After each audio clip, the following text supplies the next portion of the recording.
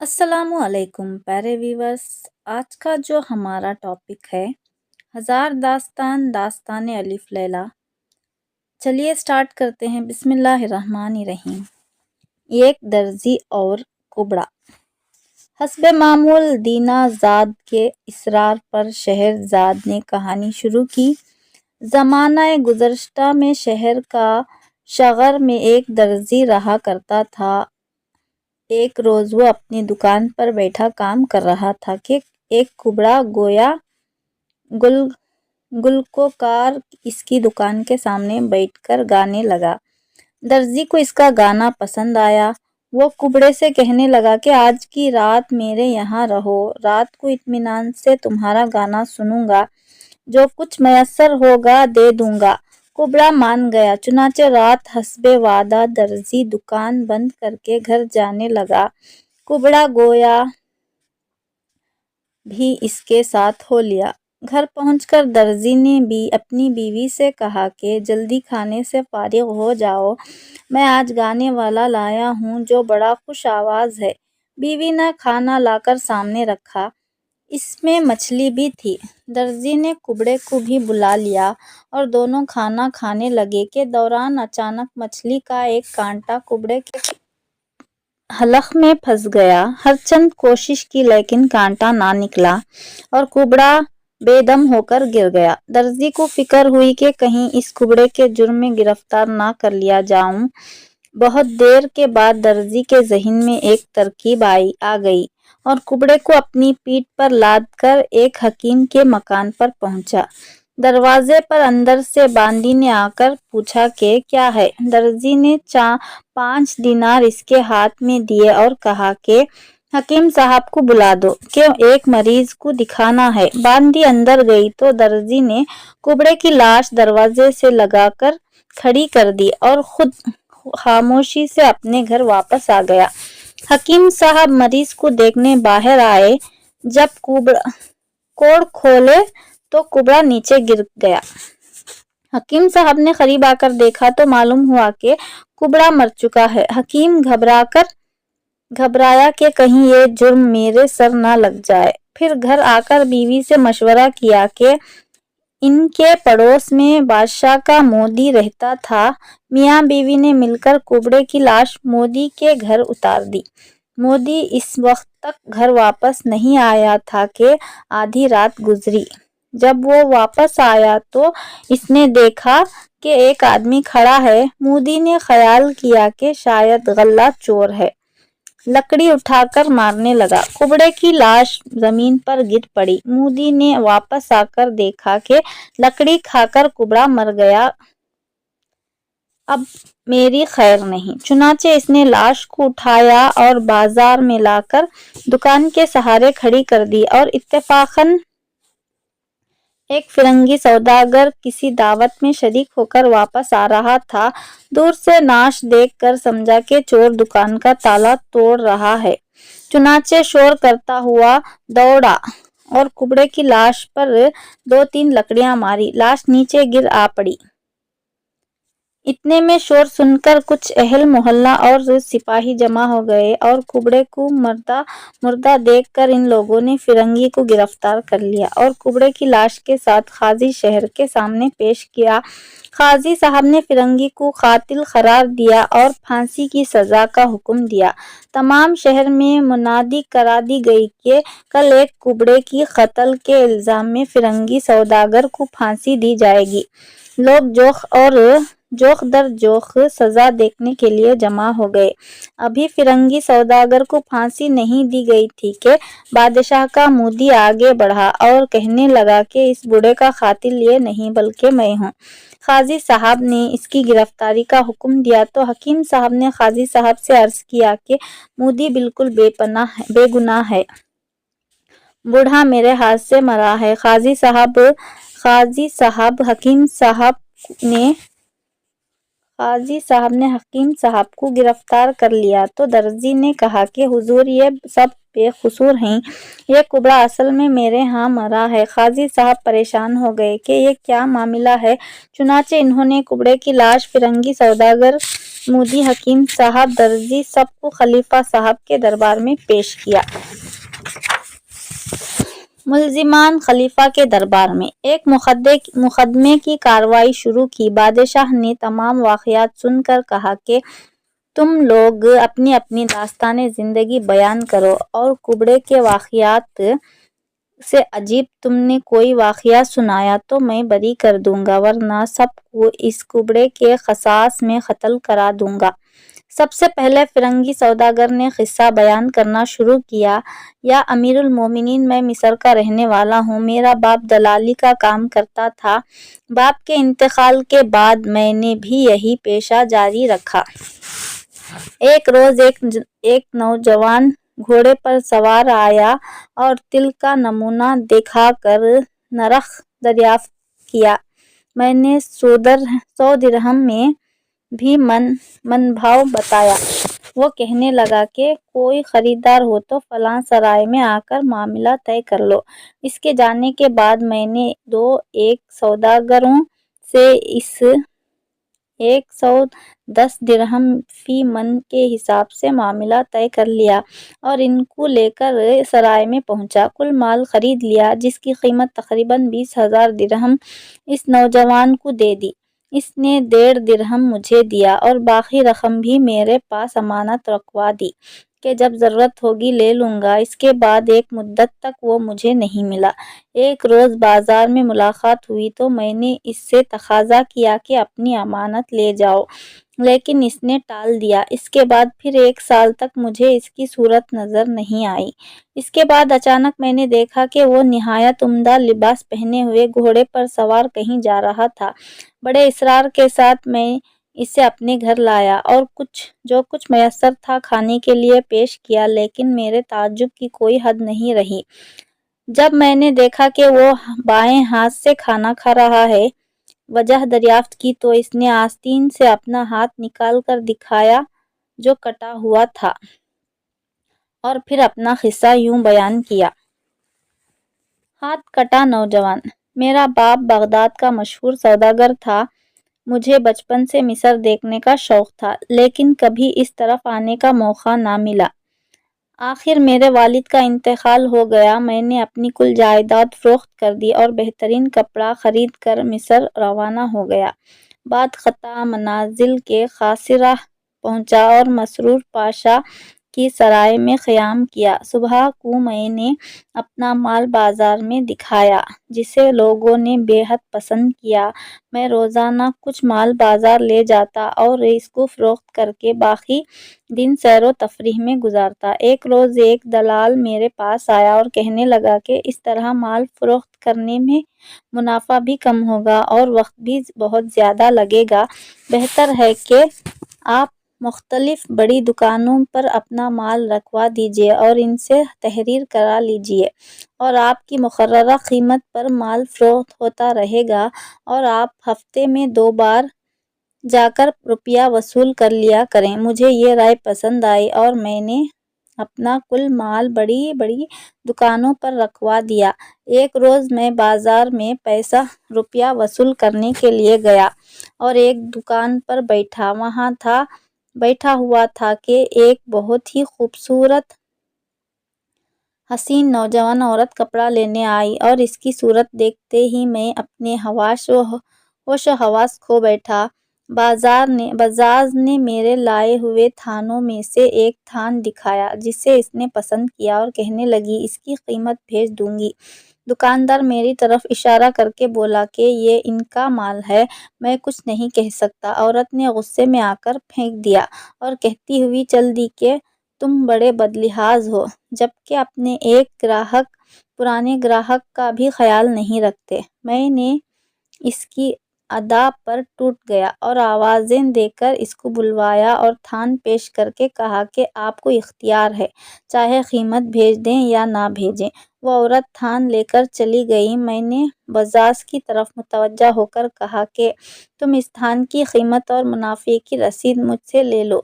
اس کے بعد میں نے اس عورت کا حال دریافت کیا تو وہ کہنے لگا کہ میں صرف اتنا جانتا ہوں کہ یہ خسرہ کی ایک امیر عورت ہے اور کبھی کبھی میرے یہاں کپڑا لینے آتی ہے۔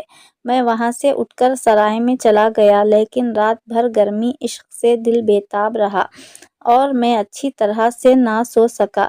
اگلے روز میں پھر اسی دکان پر پہنچا۔ تھوڑی دیر کے بعد وہ عورت اپنی کنیزوں کے ساتھ آئی اور کل والے تھان کی قیمت ادا کی۔ میں نے کہا کہ قیمت کی کوئی اتنی جلدی نہیں تھی، پھر کسی وقت بھیج دیجیے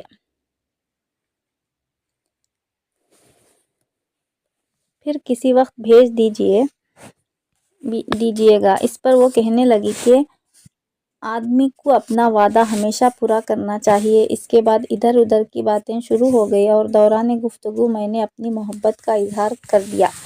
یہ سنتے ہی وہ وہاں سے اٹھ کر چلی گئی۔ میں بھی بے تاب دل سے مجبور ہو کر اس کے پیچھے پیچھے چلنے لگا۔ کچھ دور آگے چلنے کے بعد اس کی ایک کنیز میرے پاس آئی اور کہنے لگی کہ ملکہ یہ فرماتی ہیں کہ شام کو میرے مکان پر تشریف لائیں۔ اس طرح بازار میں تعاقب کرنا ادب شرافت کے خلاف ہے۔ میں نے مکان کا پتہ دریافت کیا، کنیز نے مجھے بتایا اور آگے بڑھ گئی اور اپنی ملکہ کے ساتھ چلی گئی۔ میں سرائے میں واپس آیا اور بے تابی سے شام کا انتظار کرنے لگا۔ آتش شوق وعدہ وصال سے اور بھی بھڑک اٹھی۔ غرض جوں توں کر کے شام ہوئی اور میں نے لباس تبدیل کر کے اپنی محبوبہ کے مکان پر پہنچا۔ وہاں پذیرائی بڑے اعزاز و اکرام سے ہوئی۔ مکان فروش سے پوری طرح آراستہ تھا۔ ادھر ادھر کی باتوں کے بعد دسترخوان چنا گیا اور ہم دونوں نے سیر ہو کر کھانا کھایا۔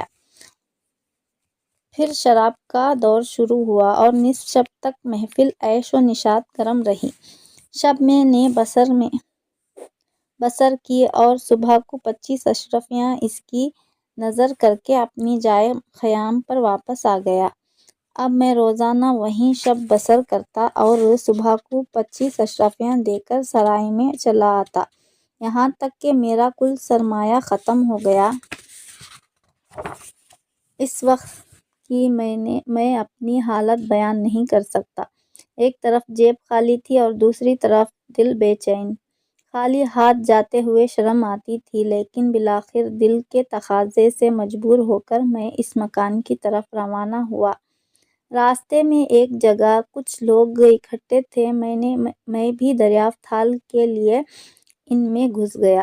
اس ہجوم میں ایک آدمی کی جیب مجھے وزنی معلوم ہوئی اور میں نے اس کی جیب میں ہاتھ ڈالا، لیکن اس سے پیشتر کہ میں کچھ نکال سکتا اس نے میرا ہاتھ پکڑ لیا اور چور چور کہہ کر شور مچا دیا۔ پھر مجھے گرفتار کر کے قاضی کے سامنے پیش کیا گیا۔ میں نے اقرار جرم کر لیا، چنانچہ میرا دایاں ہاتھ کاٹ دیا گیا۔ میری بے بسی پر اس شخص کو رحم آ گیا۔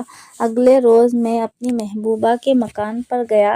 میری اداسی دیکھ کر وہ حال دریافت کرنے لگی۔ میں نے اس وقت تو بہانہ کر کے ٹال دیا، لیکن آخر شب کو اس نے میرا کٹا ہوا ہاتھ دیکھ لیا، اصل معاملے کو سمجھ لیا۔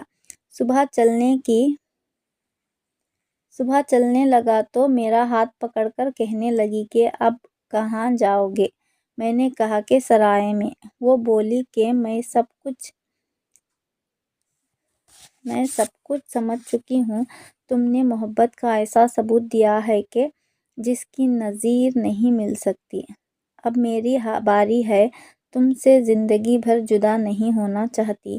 چنانچہ اسی وقت قاضی صاحب کو بلایا اور ہم دونوں کا نکاح ہو گیا۔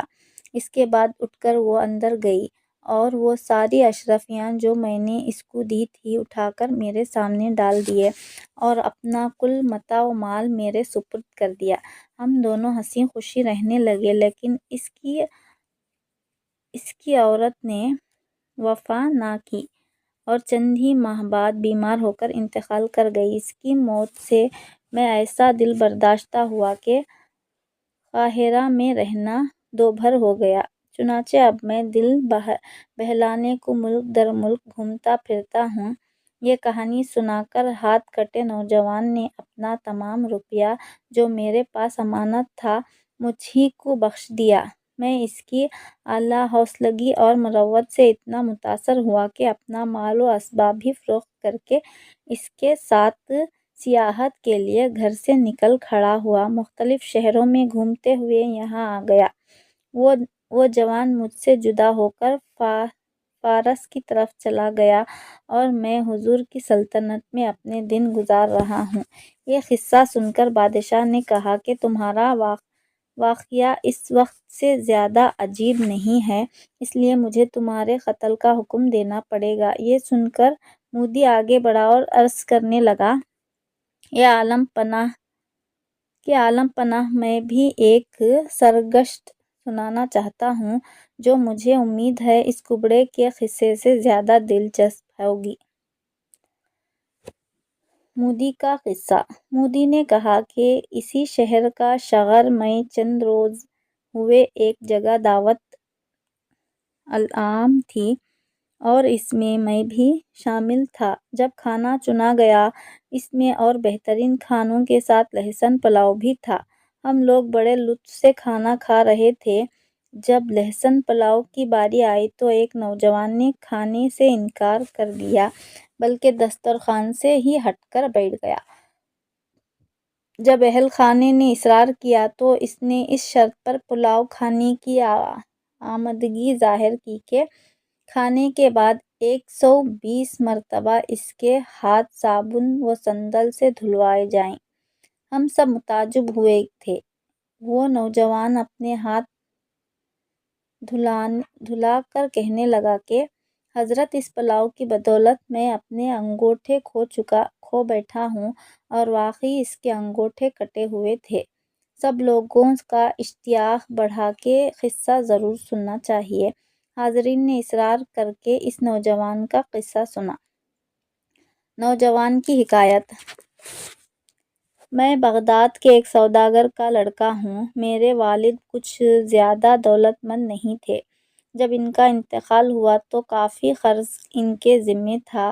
میں نے دکان کھولی اور کاروبار شروع کر دیا۔ کچھ جائیداد فروخت کر کے قرض ادا کر دیا، کچھ روپیہ دکان میں لگایا۔ بہرحال کام میرا چل نکلا۔ ایک روز صبح سویرے ایک نہایت حسین عورت چند کنیزوں کے ساتھ میری دکان پر آئی اور ظرافت کے تھان طلب کیے۔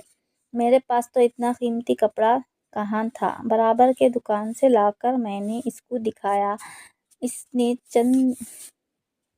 چند تھان پسند کیے اور ساتھ لے کر چلی۔ میں اس کو دیکھ کر مبہوت ہو گیا تھا۔ چنانچہ میں نے رخصت ہوتے ہوئے نہ تو قیمت کو کہا اور نہ ہی اس کا پتہ معلوم کیا۔ رعب حسن سے میں زبان تک نہ ہلا سکا۔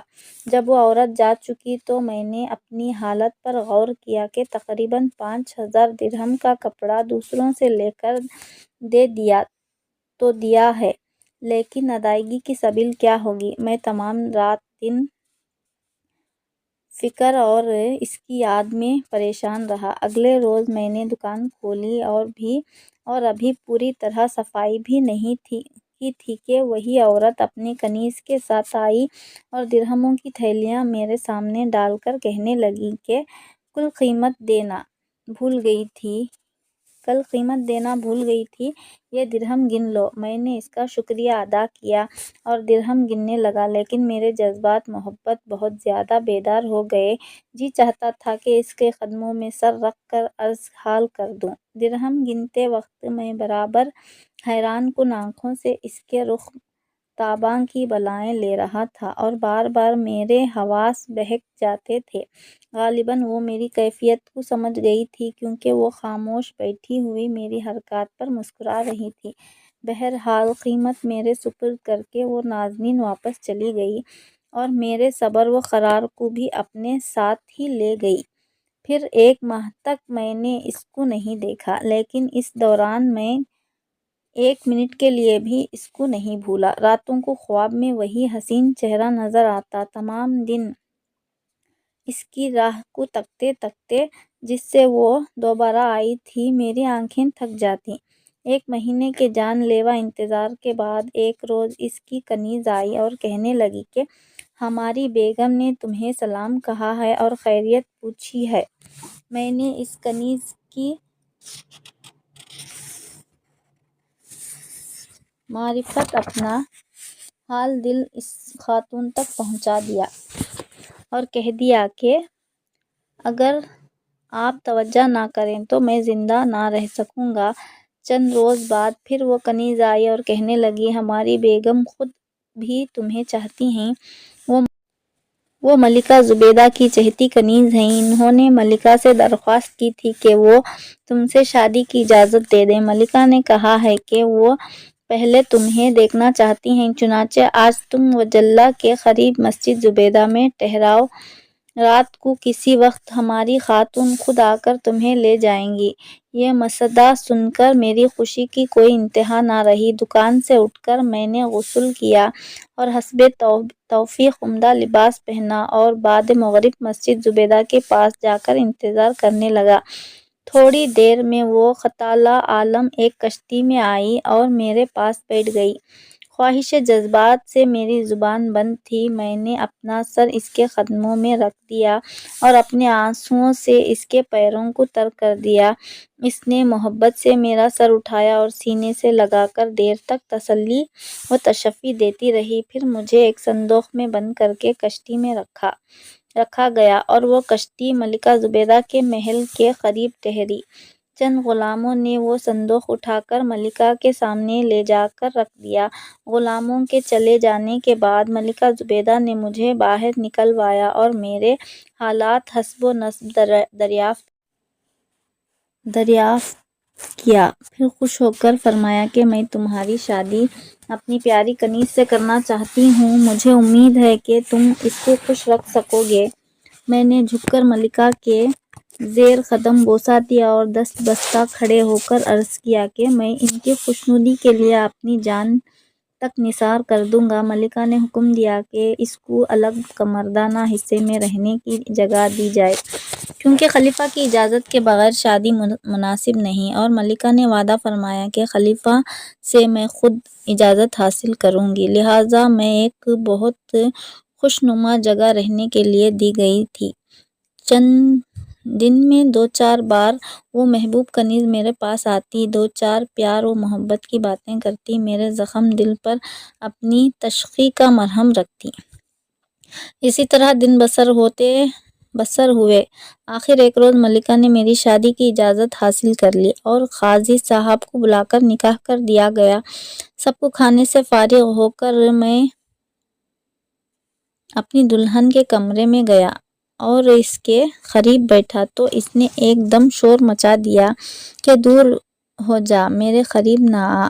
میں سخت پریشان تھا کہ معاملہ کیا ہے۔ اتنے میں کنیزیں جمع ہو گئیں، لیکن میری دلہن برابر اصرار کرتی رہی، اس کو دور ہٹاؤ۔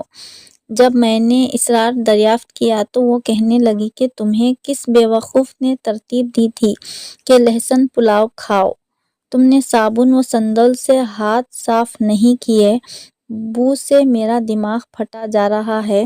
تم اس قابل نہیں کہ کسی اعلیٰ صحبت میں جا سکو، تمہیں اس کی سزا بھگتنی پڑے گی۔ چنانچہ اس نے میرے ہاتھوں اور پیروں کے انگوٹھے کٹوا دیے اور عہد کیا کہ آئندہ میں لہسن پلاؤ نہیں کھاؤں گا یا کھانے کے بعد صابن و سندل سے خوب ہاتھ دھویا کروں گا۔ 2-4 روز میں میرے زخم اچھے ہو گئے اور وہ میرے ساتھ پیار و محبت سے رہنے لگی اور اکثر مجھے پیار کر کے اپنی زیادتی کی معافی مانگا کرتی۔